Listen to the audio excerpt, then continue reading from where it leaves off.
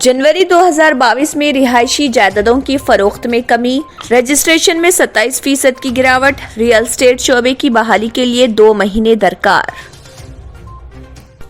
11 था 17 मई एसएससी इम्तिहानात, सुबह 9:30 बजे था दोपहर 12:45 इम्तिहान होगा, शेड्यूल जारी। ग़िज़ाई अशिया में मिलावट को हरगिज़ बर्दाश्त नहीं किया जाएगा। 4 मोबाइल फूड टेस्टिंग बसों के इफ्तिताह के बाद वज़ीर सेहत हरीश राव का रद्द-ए-अमल। मेडाराम जातरा के लिए 9,000 से ज़ायद पुलिस मुलाजमीन की तैनाती, 16 फरवरी से आगाज। चीफ सेक्रेटरी सोमेश कुमार की ओहदेदारों के साथ टेली कॉन्फ्रेंस।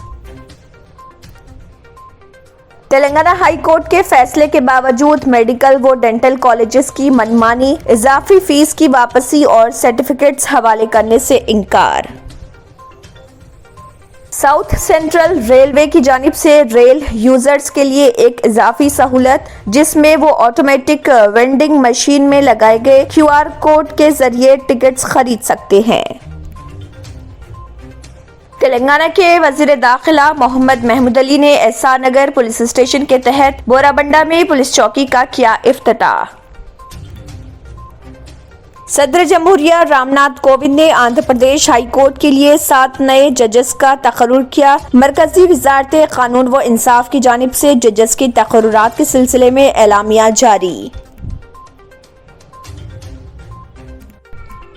खलीजी ममालिक की जेलों में 4060 हिंदुस्तानी कैद हैं और उनमें सजा याफ्ता और ऐसे कैदी भी शामिल जिनके मुकदमात ज़ेर दौरान।